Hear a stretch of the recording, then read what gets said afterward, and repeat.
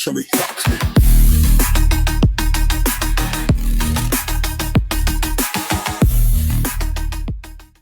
Hi everyone, Brybone here, back with another episode of the weekly Purple Team. And this week we're going to play with Pass the Ticket. We're going to Purple Team Pass the Ticket. Why are we going to Purple Team Pass the Ticket? Because tickets. It still works. It still works in 2026, right?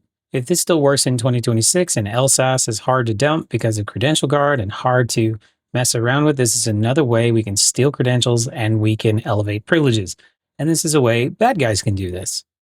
So we're going to play with this host first. This host does not have Credential Guard, and then we're going to play with one that does. And we're going to do some escalation. So in general, we're on Windows 11 host 1 here. We want to do some enumeration. So assuming you have done some enumeration, you need to have an administrator command prompt of some level because that's the only way you can see tickets from multiple users. And then you could do something like Klist. So I don't know why that is doing caps lock, but Klist, you can see all the tickets that are on the system.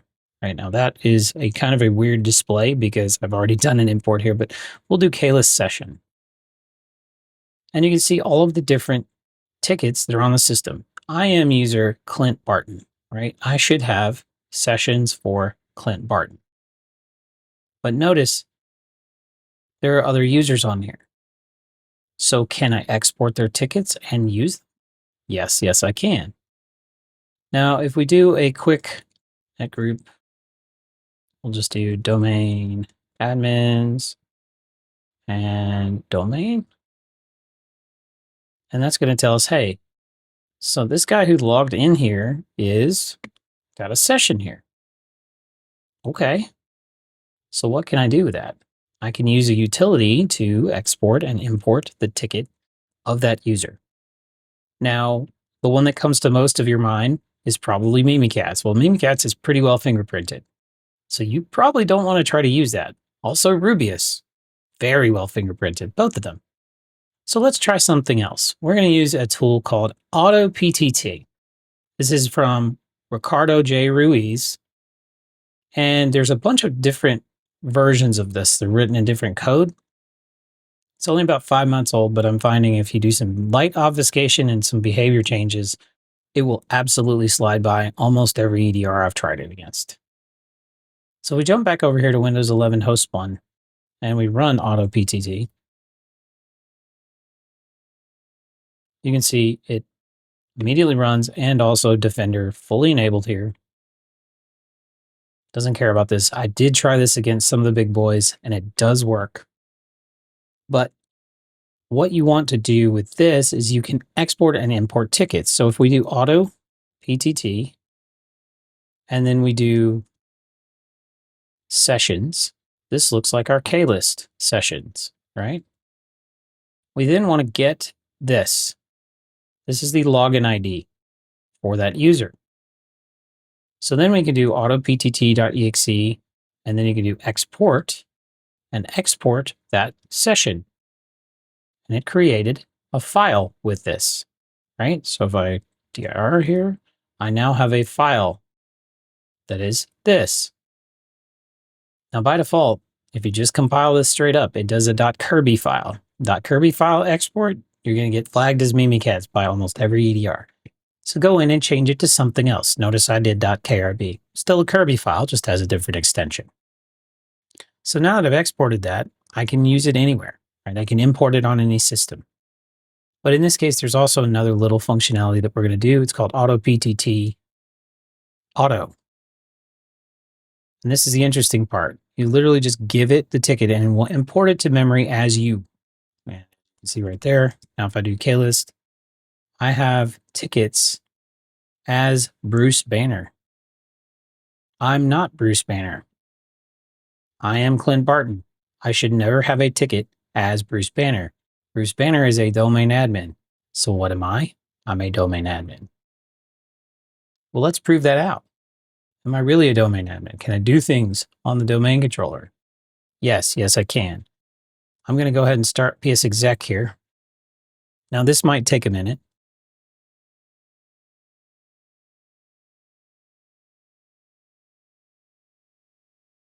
Sometimes this takes a minute to run. But in general, it should go. All right. I'm going to pause this here because it's taking a minute. Be right back. All right, and we're back. So it is now executed. And I can do who am I? I'm Bruce Banner. And my host name, I'm on the domain controller. So I now have complete control of this environment. I have a remote session on the domain controller as a domain admin. Awesome, right? All from some Kerberos tickets. I didn't touch it. Anything to do with dumping empty hashes out of Windows, right? Okay, let's do something a little different now. I'm probably going to have to open another shell here. I have another administrative command prompt open here because it does take a little bit when we're dealing with our PS exec there. But what I want to do now is I want to show you, you can take this to another system in a different way. So now we're going to do AutoPtT export. Well, we'll do AutoPtT, not export. We'll do AutoPtT tickets. This is going to give us the base 64 output of tickets in our environment, right? So let's go find the one for Bruce Banner. And so it'll probably be ticket number 4 here. There's our hacking lab or our host-based ones. There's Bruce Banner. And we need the KRB TGT one, not LDAP. There's the KRB TGT one. We simply grab this base 64. Now, I'm going to take this over to Linux and do some things with it there. So let's go over and jump over to our Kali box now. And clear the screen. And what we're going to do is we're going to run an echo command. And this echo command takes that base 64 and pipes it into base 64, the application. And as you can see, base 64-D, and then we're going to create a ticket.kirby file, right? Because that's what Windows outputs. It outputs Kirby files. Linux needs something different. We need Ccache files. So we're going to use Mpacket ticket converter to convert our Kirby file to a Ccache file. So there we go. We've now converted that. Now we're going to export our KRB5 CNAME to tell the tools to use the ticket.cache file that we just created, right? So we've created ticket.cache. Now we're telling the tools to use it. So now we can do net exec with this or any of your tools, right? But we'll do net exec SMB. We're going to give it the username, and then we're just going to use the Kcache, right? And there we go. And it says pwned. So what does pwned mean? That means you're in control. And how far can we go? In just a second here, we're going to get a whole bunch of hashes. And we're dumping the ntds.did file, right? So there you go. Now, this gets very interesting when we start talking about Credential Guard. Credential Guard says it protects Kerberos ticket granting tickets. Now, your mileage may vary here, but I stood up a brand new Windows 11 host, Windows 11 host 2 here. And I've done basically the same thing that I did on Windows 11 host 1. Now we can see, we'll run this. This tells you, if you see a 2 here, that means Credential Guard is enabled. If you open this up, we can see virtualization-based security Credential Guard running with enforced code integrity. UEFI is on. And if we go into the task scheduler, we can see LSA ISO is running. So Credential Guard is running here. It's supposed to protect all of the tickets. What I'm finding is that in some cases, it doesn't, right? Now notice some of the time it will behave differently. But in this case, let's do AutoPtT.exe here on our desktop, and we'll have it do sessions. it can see the sessions. So let's do the same thing we did on the other one. Let's do an export. Sessions, we'll give it Bruce Banner here. Sessions, we'll give it export. It exported the ticket file. Now, can we do auto?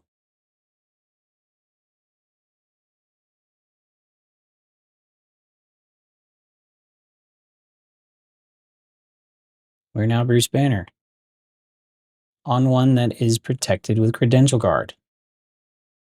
This is pretty wild. It shouldn't be doing this. From what Microsoft's documentation says, it's supposed to protect the TGTs.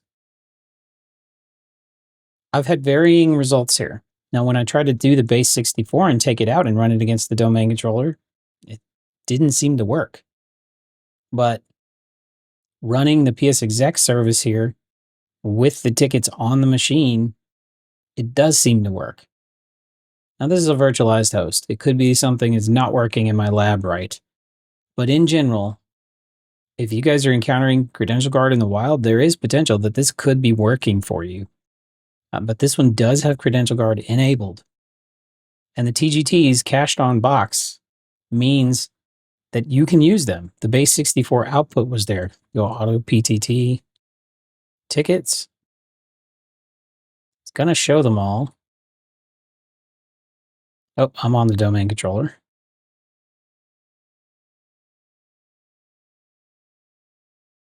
Basically right here, AutoPtT.exe tickets. Here's the base 64 output.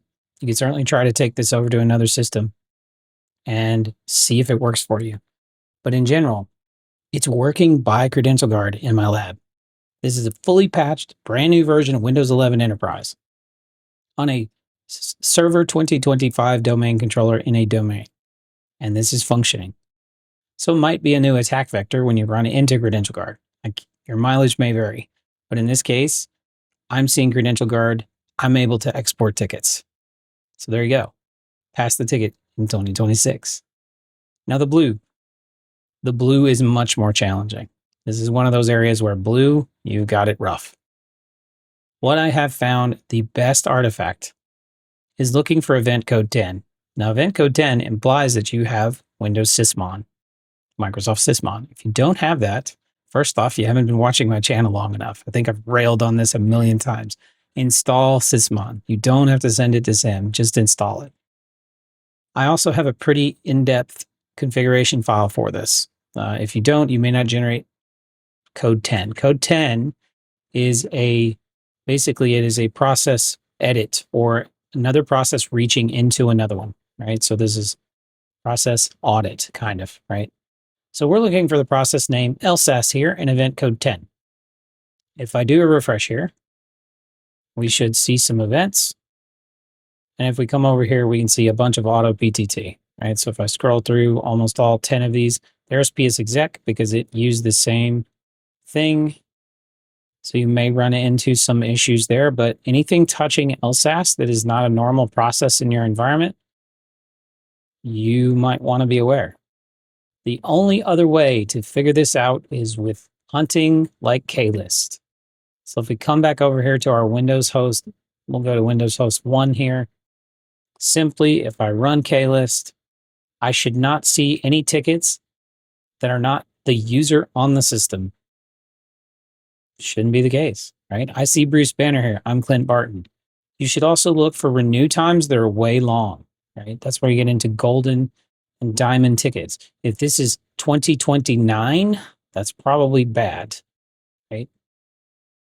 This functionality allows you to import golden and diamond tickets as well. So any ticket forged on any box can be imported here as long as you have a Kirby file, right? So look for long tickets, look for tickets that don't match, look for things that don't make sense. You can also correlate event 4768 and 4769 to ensure that those requests were made to your domain controller. If the request was never made, you might be looking at a golden ticket, right? Much more serious type of event than we just did. All right. That's it for this week's episode of the Weekly Purple Team. Do have a Sec 598 class coming up. There's a few spots left. It's a live online, so feel free to join me for that. But otherwise, hack the planet to defend better. From the pill, Johnny Hawks.